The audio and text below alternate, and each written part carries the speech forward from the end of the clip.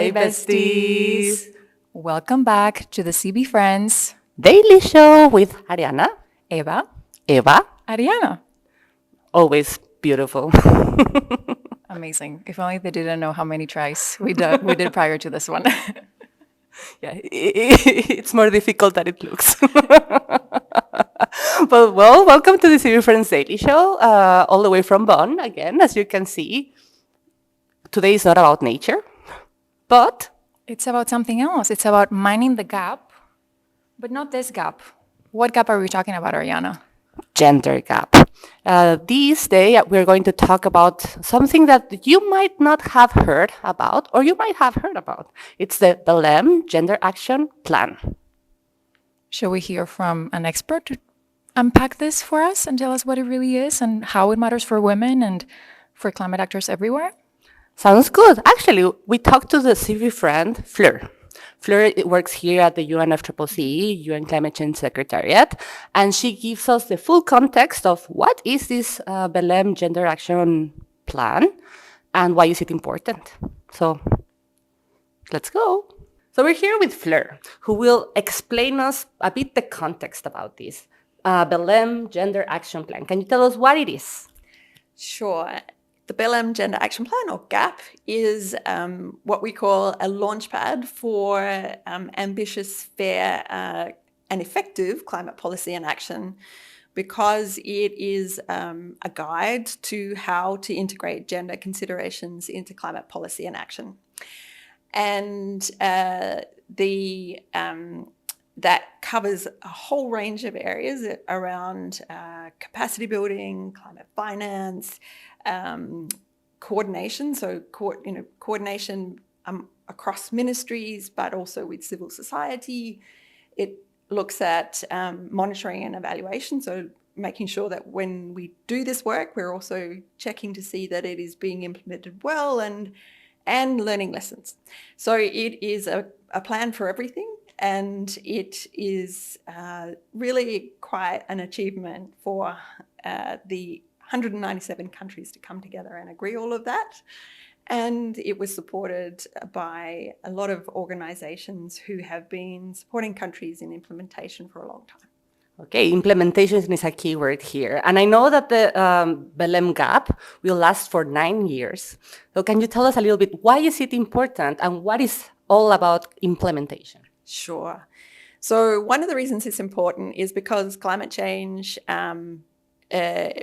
relates to people. And anytime there's something that is caused by or impacts people, we need to take into account the differentiated impacts and also work out who's involved in decision making and whose perspectives are being reflected in climate policy and action. So it's important because we need everyone to be involved and everyone to be benefiting from climate policy and action.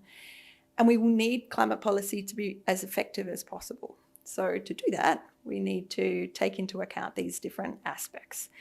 That's not always easy for everyone to know how to do that. And this is why that plan is so important, because it sets out in all of these different areas really specific deliverables for how to do that.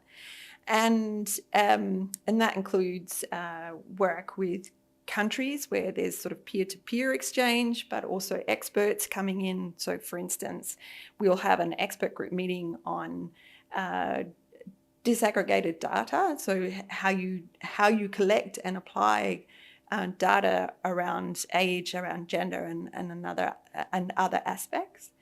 But it's also helping to connect dots. So the issues of things like health and care work and how they might actually be connected to climate policy and action. And that's sort of the first time that's happening in our process. That's super interesting. And can you tell us or tell our audience, what can they do to help this implementation? So I think anyone who's working on gender at all, so this is one of the things we find, is that gender experts don't necessarily recognize that they have a role to play in climate policy and action. So any gender experts out there who don't already know where they fit into the climate process, that would be one way, is to get involved there. And then also I think there's women's and grassroots organisations and community level organisations can engage with. We have national gender and climate change focal points, so they can connect into this process through at a national level through those focal points, and all of that information is publicly available. And really look out for, we have ways of connecting with us at the UNFCCC Secretariat, and we would welcome anyone to ask us questions about it. And to act on at the gap. And to act on the gap. Perfect. And now there will be one last question, and it's a fun question. Okay? So you need to fill the gap. Women just want to have peace on earth. Peace on earth, that's good. Excellent. Thank you so much, Fleur. And act on the gap. That was very interesting. And I think the key word was implementation. Mm-hmm. We're also obviously in the era of implementation. So to implement the Gender Action Plan and to make sure that gender equality is integrated on both climate policy and action, we obviously need support of the means of implementation, which cover capacity building, technology transfer, and finance. We'll look at capacity building specifically because it's kind of the glue that ties it all together, because we need capacity to be able to access and mobilize funding and use these funds effectively, but also to be able to access technology and deploy it effectively. So let's see what Alejandro, our CB friend from the capacity building subdivision at the UNFCCC, had to say about this. The CB boss. CB boss. So we're here with Alejandro, and we have one critical question for you. So capacity building is one critical and one of our personal favorite means of implementation. So, but it also helps other means of implementation to move on, let's say, no, like technology or climate finance. So how does that happen? No, thank you, Ariana. Yes, indeed, capacity building, I think it's the foundation, one of the foundations for accelerating implementation. And that includes, of course, the need for technologies and the need for climate finance.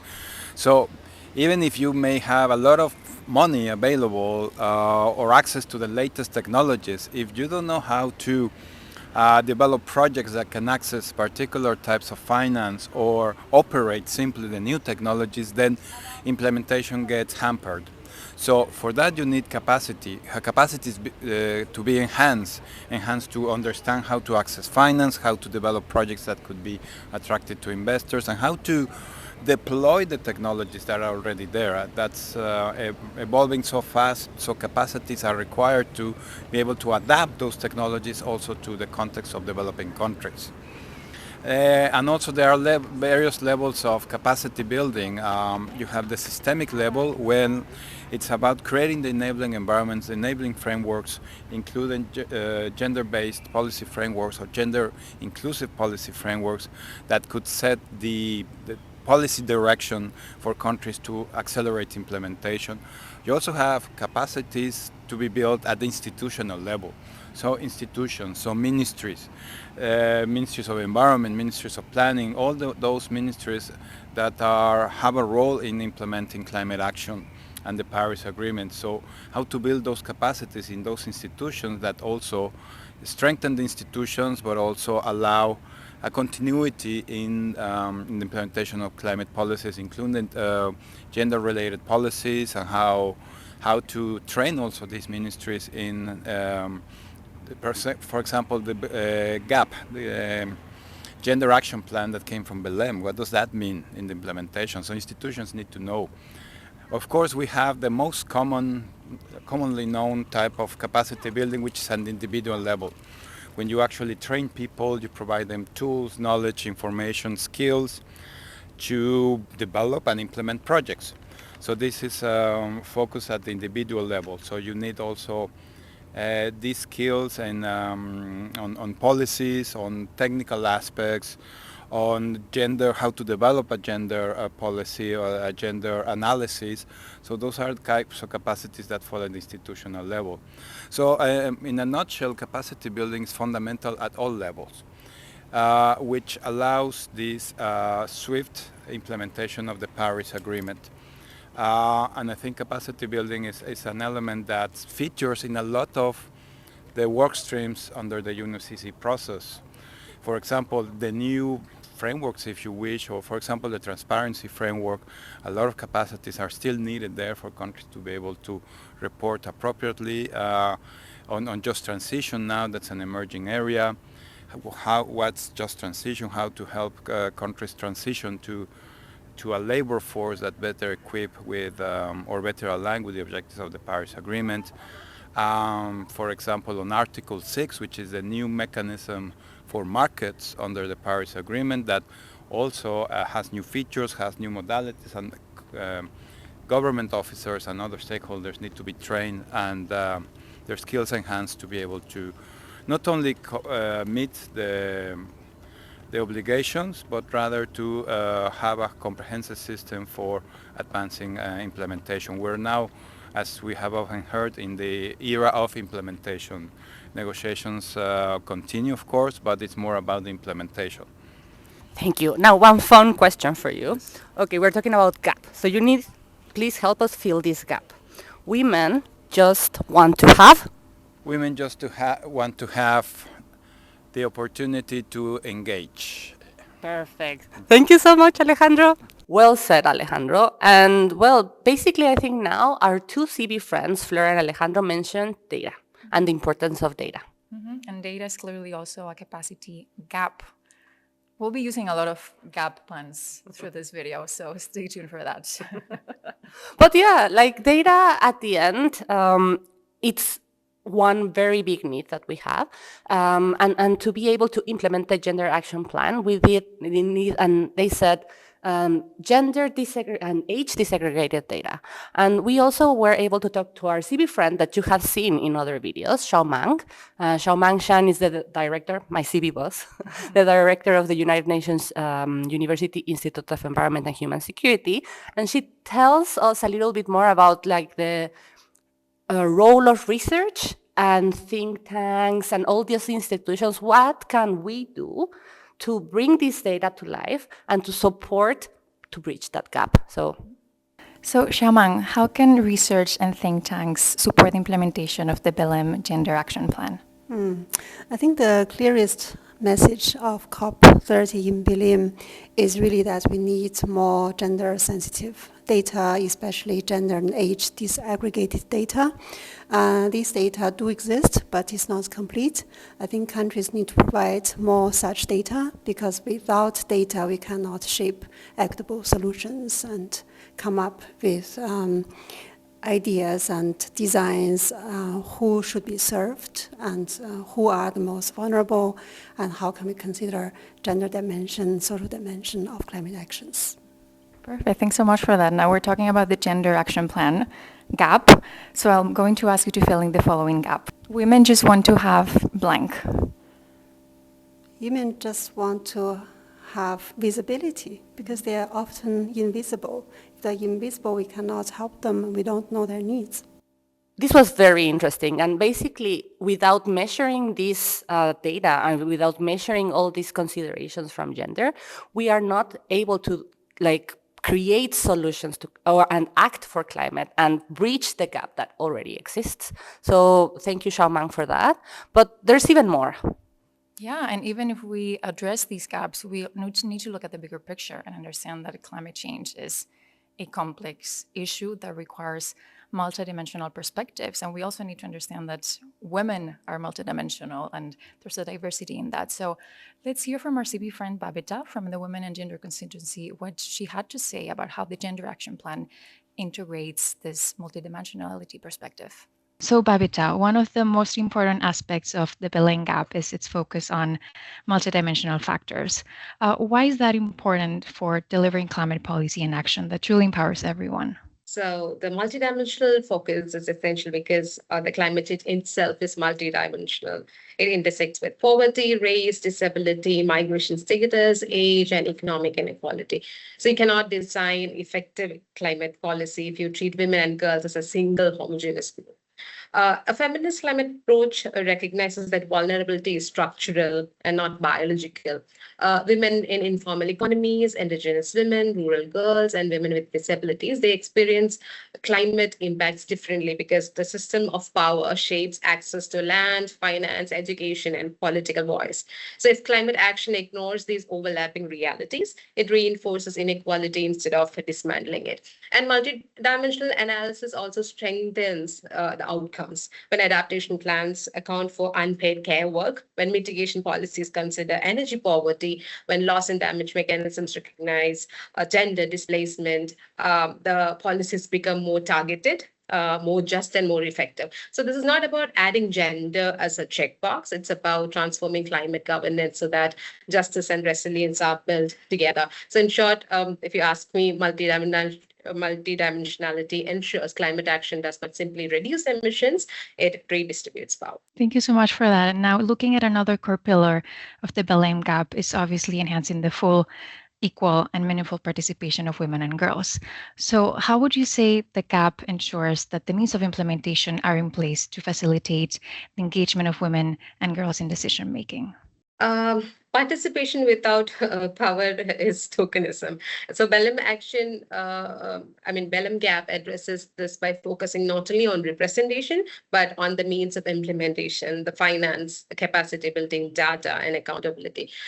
First, I'll say that it calls for gender responsive climate finance. Without dedicated funding, women's organizations, particularly the grassroots and indigenous groups, cannot consistently engage with the national and international climate negotiations.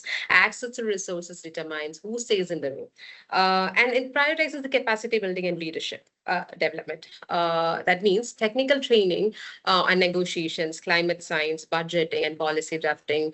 So women are not just present, but influential in shaping these outcomes. Another aspect will be it strengthens the gender disaggregated data and monitoring frameworks.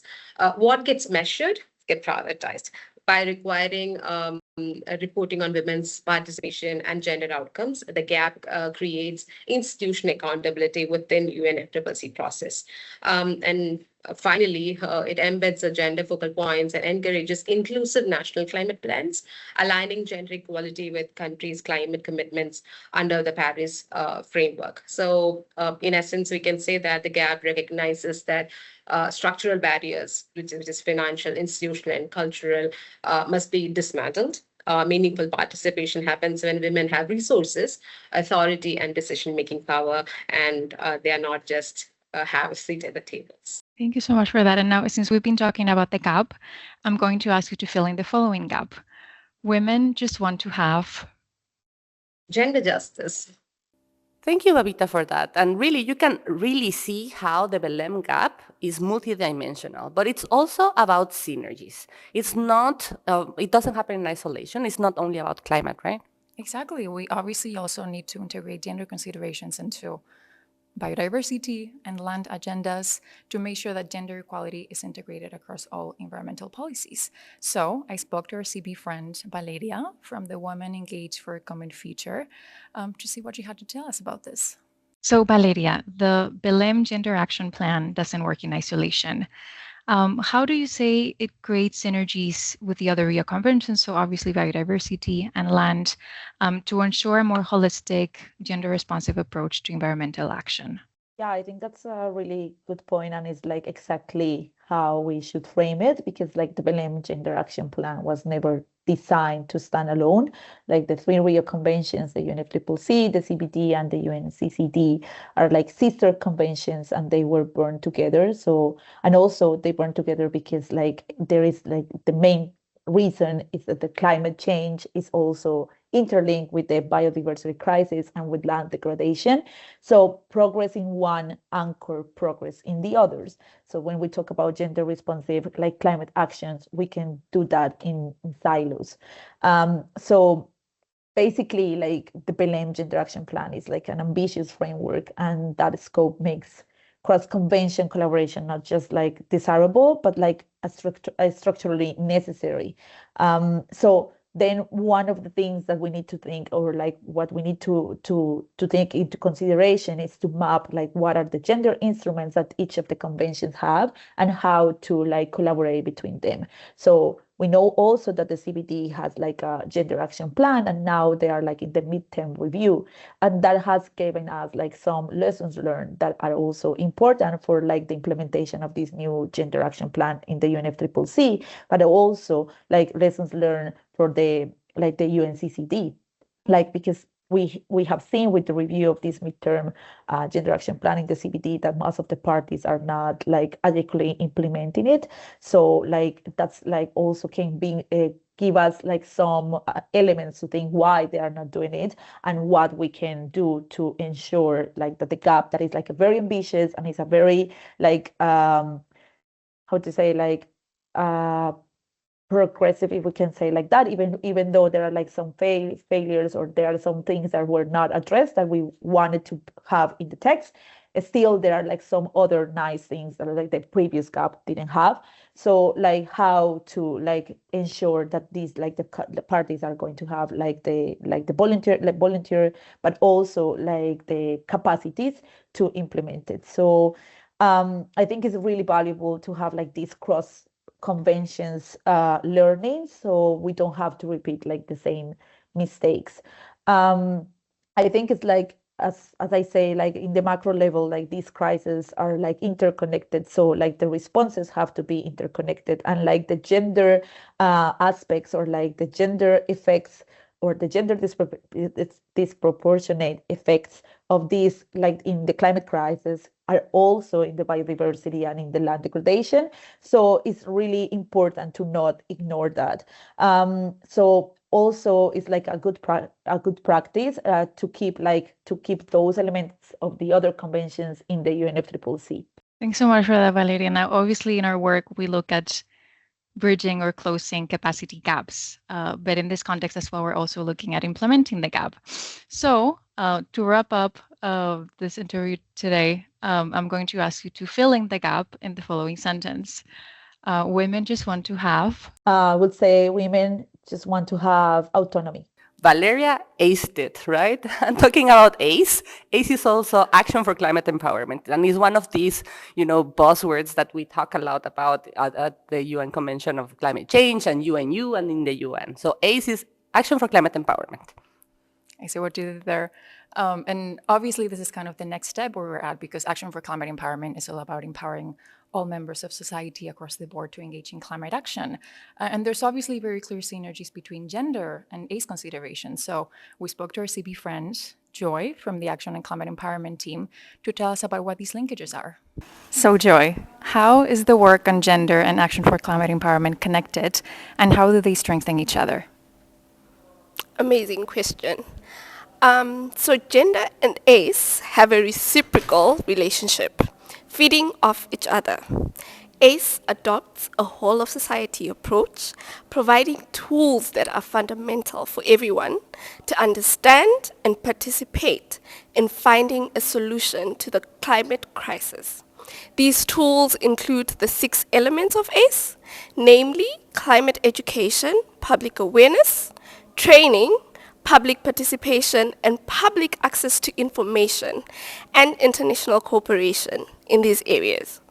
By promoting gender equality, this increases equal opportunity for everyone, including all women and girls, men and boys, to receive climate education, be made aware of the causes and solutions to climate change, and presenting equal opportunities for training, access to information, and participation. Gender-related work therefore makes sure that no one group of society is being left out, but rather empowered and equipped to take part in the discussion. ACE, on the giving hand, provides a key toolbox that can be used to make gender-responsive climate action possible. For example, a gender goal might be to collect and have gender disaggregated data. This could be achieved through the ACE element of public awareness. aiding in removing any misconceptions or biases that discourage or ignore the practice, or through another ACE element, such as training, where practitioners could be trained on how to collect gender disaggregated data in vulnerability assessments and adaptation planning. Another example of a gender goal could be the need to increase participation of women and girls in climate action, which could be addressed by providing targeted education opportunities or by introducing techniques that will intentionally make room for and allow inclusive and equitable opportunities for participation. To wrap up, because I know I've said a lot, but both the ACE and gender agendas promote equitable and inclusive climate action, which is essential to ensure that climate policy and action is as effective and ambitious as possible. And Joy, how would you say the implementation of the GAP encourages a whole-of-society approach? Great question, Eva.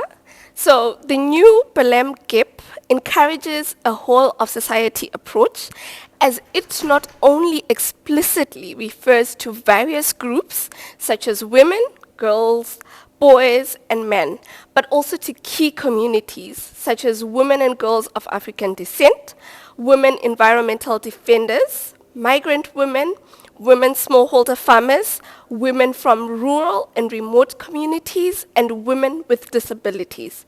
In addition, it makes multiple references to action for climate empowerment, including its 6 elements. For example, it mentions the need for public awareness-raising strategies. And lastly, the new GAP includes activities with both national ACE focal points and national gender focal points, promoting coherence and coordinated action between the 2 agendas at the national level. Thanks so much for that, Joy. Final question. You're not free to go just yet. This is all about acting on the gap, but also filling the gap. So I'm going to ask you to fill in the following gap. Women just want to have action for climate empowerment. So from Joy, we got to see the importance of a whole society approach to the Gender Action Plan, which also means that all of you watching can also be involved.